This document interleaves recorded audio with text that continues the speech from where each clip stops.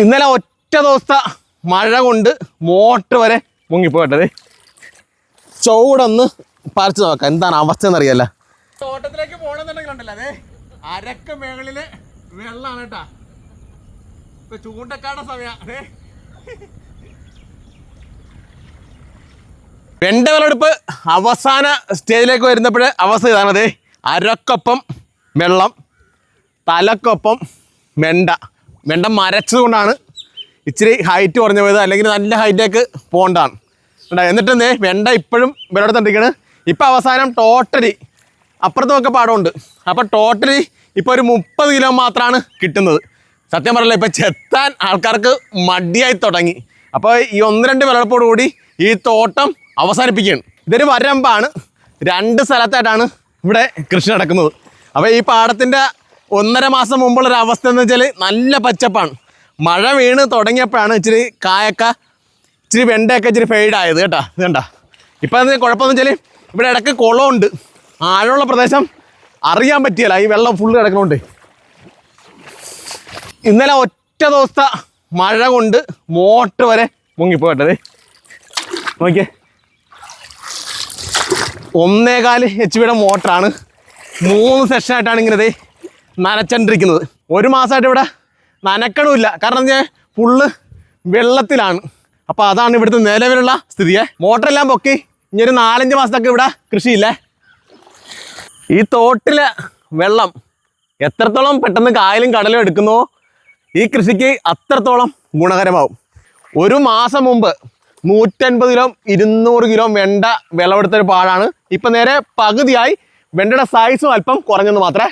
ഇപ്പോഴും വിളവെടുപ്പ് 1.5 വിട്ട ദിവസങ്ങളിൽ നടക്കുന്നുണ്ട് എന്നുള്ളതാണ് ഇതിൻ്റെ ഏറ്റവും വലിയ ഹൈലൈറ്റ്. ഈ പാടത്ത് കൃഷി ചെയ്തത് മാർച്ച് 20-ാം തീയതിയാണ്. അപ്പോൾ വെണ്ട തന്നെ സെലക്ട് ചെയ്യാനുള്ളൊരു കാരണം വെള്ളം കയറുമെന്ന് ഉറപ്പാണ്. കഴിഞ്ഞ വർഷം മെയ് 15-ാം തീയതി വെള്ളം കയറി മുങ്ങിയ പാടാണ്. അപ്പോൾ അത് നമുക്ക് കൃത്യമായിട്ട് കണക്കൂട്ടിലുണ്ടായിരുന്നു. അപ്പോൾ അതുകൊണ്ട് തന്നെയാണ് ഈ പാടം വെണ്ടയ്ക്കായിട്ട് സെലക്ട് ചെയ്തത്. ഇപ്പോൾ വേറെ തക്കാളിയായാലും മുളകായാലും വഴുതനയായാലും എന്തായാലും വിളവെടുപ്പ് നടത്തിക്കൊണ്ടിരുന്നാൽ പോലും സ്റ്റാർട്ടിങ് സ്റ്റേജ് ആയ പോലും വെള്ളം കണ്ടു കഴിഞ്ഞാൽ പിറ്റേ ദിവസം അഴിയിപ്പോവും. ഈ വെണ്ടയുടെ പ്രത്യേകത ഇത് സാമ്പ്രാട്ട് എന്നുള്ള ഇനത്തിൽപ്പെട്ട വെണ്ടയാണ്. മാത്രമല്ല ഒട്ടുമിക്ക വെണ്ടകളും വെള്ളത്തെ അതിജീവിച്ച് കൃഷി ചെയ്യാൻ പറ്റുമെന്നുള്ളതാണ്. അപ്പോൾ ഇനിയിപ്പോൾ വെള്ളം താഴ്ന്നു കഴിഞ്ഞാൽ ഇനിയിപ്പോൾ മഴയൊക്കെ കഴിഞ്ഞ് ജൂണ് ഒരു പകുതി കഴിഞ്ഞ് മഴ പെയ്തെന്നുള്ളതെങ്കിൽ പുതിയ വേര് വരും. അപ്പോൾ അങ്ങനെയാണെങ്കിൽ വീണ്ടും ഈൽഡ് കുറേ കയറി വരും. ബ്രാഞ്ചസൊക്കെ റെഡിയായി വരും. അപ്പം അങ്ങനെ നമുക്ക് വെണ്ട കൃഷി നമുക്ക് ലാഭകരമായിട്ട് കൊണ്ടുപോകാൻ പറ്റും. ഇപ്പോൾ വെള്ളം തുടർച്ചയായിട്ട് ഇത്രയും ദിവസം നിന്നത് കൊണ്ടാണ്, 2 ആഴ്ച നിന്നുകൊണ്ടാണ് ഈൽഡിൽ അല്പം കുറവ് വന്നത്. എങ്കിൽ പോലും നഷ്ടമില്ലാത്ത രീതിയിൽ വെണ്ട കൃഷിയെ കൊണ്ടുപോകാൻ കഴിഞ്ഞു എന്നുള്ളതാണ്. മാത്രമല്ല ഇപ്പം ഇങ്ങനെയുള്ള വെണ്ട കൃഷിയിലേക്ക് കടക്കാനുള്ള പ്രധാന കാരണം എന്ന് വെച്ചാൽ മെയ് മാസം നല്ല ചൂടുള്ള സമയമാണ്. അപ്പം നല്ലൊരു താഴ്ന്ന പ്രദേശത്ത് കൃഷി ചെയ്താൽ മാത്രമേ അന്നത്തെ കൃഷി വിജയിക്കുള്ളൂ. അപ്പം അതുകൊണ്ടാണ് ഞാൻ അന്ന് ഈ കൃഷി ഈ പാടത്ത് തന്നെ വെള്ളം കയറുമെന്ന് ഉറപ്പുള്ള പാടത്ത് തന്നെ കൃഷി ചെയ്ത് വെള്ളത്തിലും 1 മാസം വരെ വെണ്ട വിളവെടുക്കാം എന്നുള്ളതാണ് ഏറ്റവും വലിയ ഹൈലൈറ്റ്.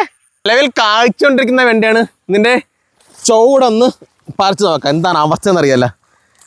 വേര് നന്നായിട്ട് അഴുകി തുടങ്ങി, നല്ല സ്മെല്ല് വരുന്നുണ്ട് കേട്ടോ. വെള്ളം പറ്റി തുടങ്ങി കഴിഞ്ഞുള്ള അവസ്ഥ നോക്കിയാൽ പുതിയ വേര് വന്ന് തുടങ്ങി. ആ ഒരു പരുവത്തിലാണ് ഇങ്ങോട്ടുള്ള വെണ്ട നിൽക്കുന്നത് കേട്ടോ.